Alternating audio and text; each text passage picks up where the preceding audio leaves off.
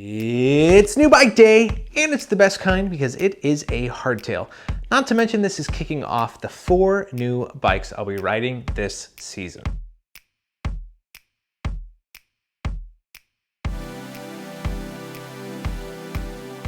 Hey guys, Josh here again with Daily Mountain Bike Rider, and I am so stoked to be making this video because one, it's a new video, which I know you guys love to enjoy, but not only that, it is new bike day. If you guys have been tracking with the channel, it's actually been over a full year since I've gotten a new bike. My last new bike was my NS Define 130 that I got right before Whistler opening day last year. I've ridden that bike a ton. It's been such a good bike. Unfortunately, it's actually for sale right now. You can click the link below and check it out. I think it's a pretty fair price for a cool bike, as well as my hardtail, the eccentric, which you knew from last year, is actually already gone. I posted it on Pink Bike and it went in like a day. I think I priced it maybe a little too low, but hey, I'm all about helping people get on hardtails. Anyway, as I mentioned at the beginning, this is kicking off the 4 new bikes that I will be showcasing on my channel and that you're gonna see me be riding all the time. And of course, I had to start with my roots, the best thing out there, hardtails. And I'm stoked about this year's hardtail because while it's gonna look a little familiar, there's actually a whole bunch of changes. So let's get over to the bike and talk all about it. So without further ado, here is my new hardtail, the beautiful steed that it is. It is a 2020 NS Eccentric. Now, I know what you're thinking, Josh, you've already had this bike. You had this bike all last year, but this one is a little and a lot different. First off, let's start with the frame. This is the NS Eccentric Aluminum, and it is a 29-inch wheel size bike that can also run 27.5 plus. Now, this spec is actually exact same geometry and everything as my chromoly NS Eccentric that I ran last year. While I loved that bike and I felt like it could plow through anything with all the components I had on there, it also was extremely heavy. I nicknamed the bike Big Bertha because it weighed like 34.5 pounds. She was a big bike. So my goal on this bike was to cut on weight and to actually make a lot of changes that are gonna make the bike ride a lot differently. So let's go from the bottom up and go through all the specs on this bike so you know how it's different from what I rode last year. Let's start with the ground up with the wheel set. Of course, the wheels are coming from my sponsor, FSA Components. I've been running them for the whole last year and a half, and they've been flawless. On this bike, I've got the Afterburner wheel set. This is a really budget-friendly wheel set. It starts right around $600. I've got the 29-inch. It has a super wide internal width of 29 millimeters. I've been running these on my hardtail for, like I said, a year and a half on my chromoly one, and I have never had any issues, never lost a spoke, never had a dent in the rim. They've been perfect. So I was super stoked to keep these going. In the rear, of course, I have Cushcore. I always like to keep Cushcore actually front and rear, but especially the rear to make sure my rims stay true and I don't break them because I'm known to break rims. On to tires, of course, I love running Maxxis tires, but I switch it up this time. I've got the High Roller 2s on here on the back and then the DHF on the front. I really like the DHR2. It's got a lot of grip on it, but I often want a higher rolling tire, especially on my hardtails, so I can keep the pace up a little bit. Moving up from there is this thing right here, which I am super stoked about, and this is the drivetrain. In the back, I have a 10-speed, that's right, kicking it like super old school, 10-speed drivetrain brought to you by Advent X. If you haven't heard about Advent X, it's from a company called Microshift. Microshift introduced Advent a while ago, which was a 9-speed drivetrain, looking to shake up the market, keep the price point low. And then just a few months ago, they came out with this Advent X drivetrain.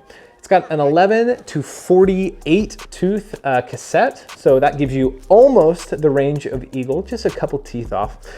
It is 10 speeds. It's lighter than SRAM's GX Eagle and lighter than Shimano's 12-speed XT. And the price point for the derailleur, the cassette, and the shifter is $150, which is crazy. So I actually purchased this for my chromoly hardtail and used it for a couple months before I sold it. And then I reached out to Microshift. They love that I love their drivetrains. And so you're gonna see this on this bike and a couple others and I'm gonna make a video separately about this drivetrain to tell you how well it worked. Moving up to the other end of this beautiful oil slick chain, which I love looking at, is my crank, which is the FSA Comet. If you haven't heard about the Comet range, it's their entry level, very budget friendly, just a little over $100, but it's made of aluminum, super strong, and I think it just looks phenomenal. I've got a 32 tooth front chainring on here, so I get a lot of range, but can still pedal pretty dang fast. Looking at the brakes, you'll notice I have the 2-piston, new updated Shimano XTs. These are the M8100s for those of you interested. And those are running 180 millimeter Ice Tech rotors.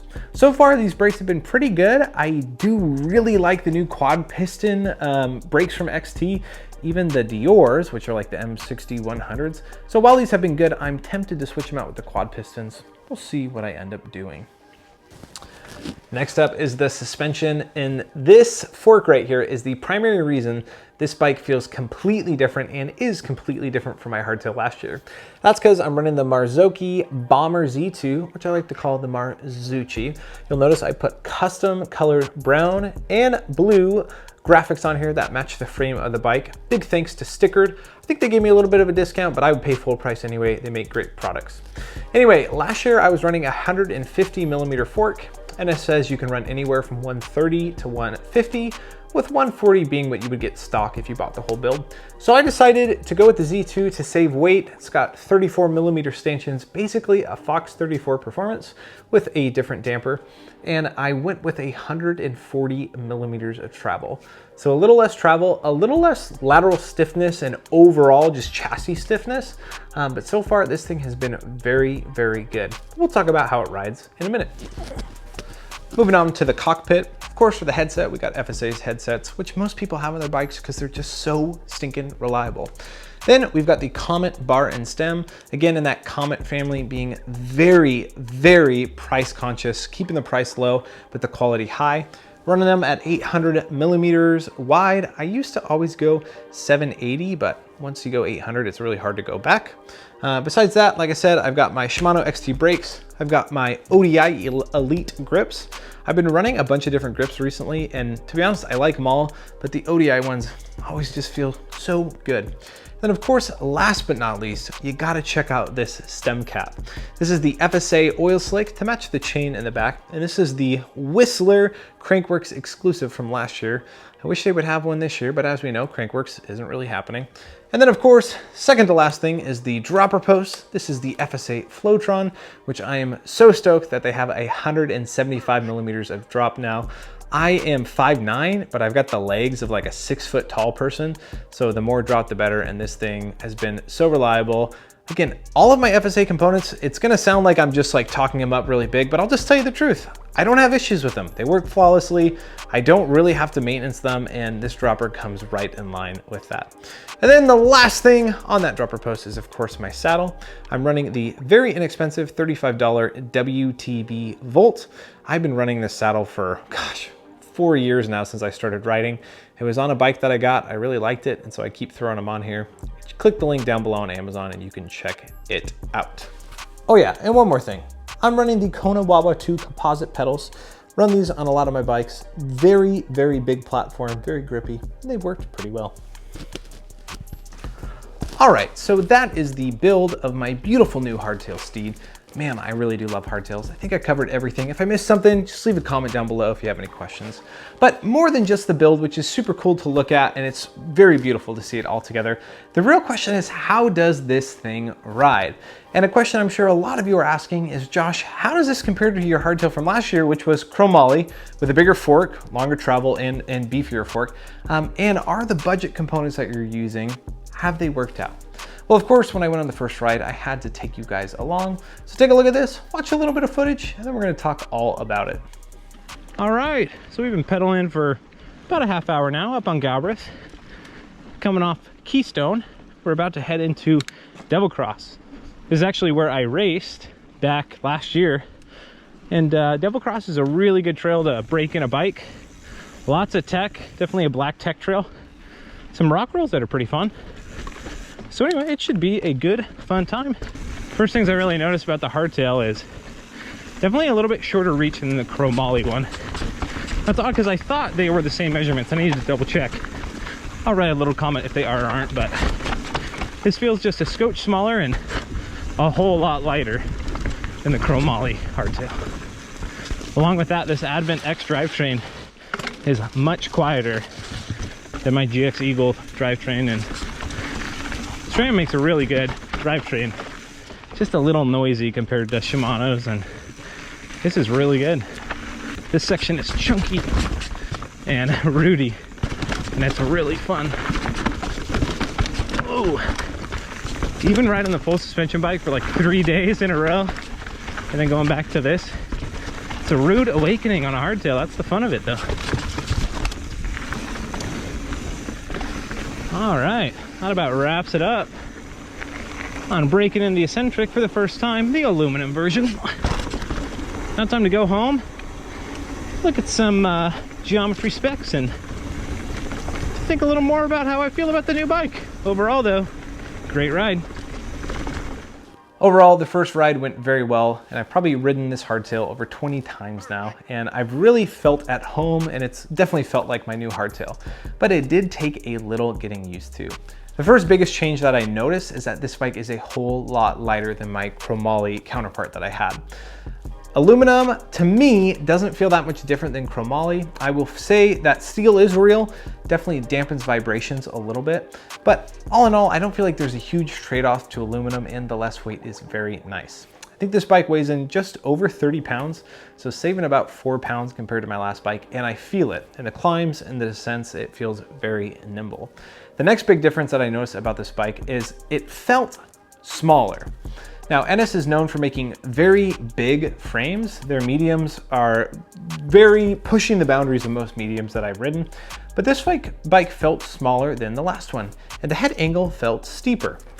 Then I checked the numbers and I realized, no, it's the exact same, but the fork definitely made a big difference. If you're a hardtail rider like I am, I would definitely encourage you, go a little more travel on the fork.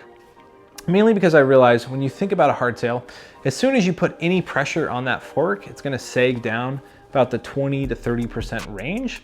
And that's instantly gonna make your head tube angle become a little more steeper. You're gonna feel a little less secure on those steep technical descents or even on bigger jumps.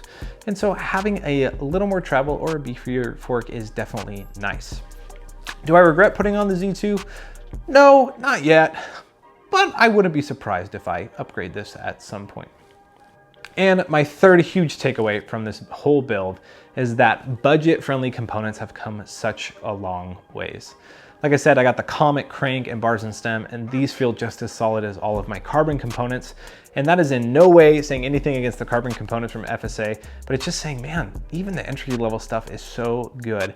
And that especially comes out in the drivetrain. This Microshift Advent X is flawless. I have not dropped a chain or had any shifting issues. And in fact, I might venture to say that this drivetrain is quieter than the SRAM X01 and GXs that I've built. That's right, even quieter. Overall, super stoked on this bike. I'm stoked to ride it even more, and I know you guys love the hardtail content, so more is going to be coming. As I said, this is the first of 4 new bikes, and you're gonna wanna tune into the next episodes because I have a big announcement to make.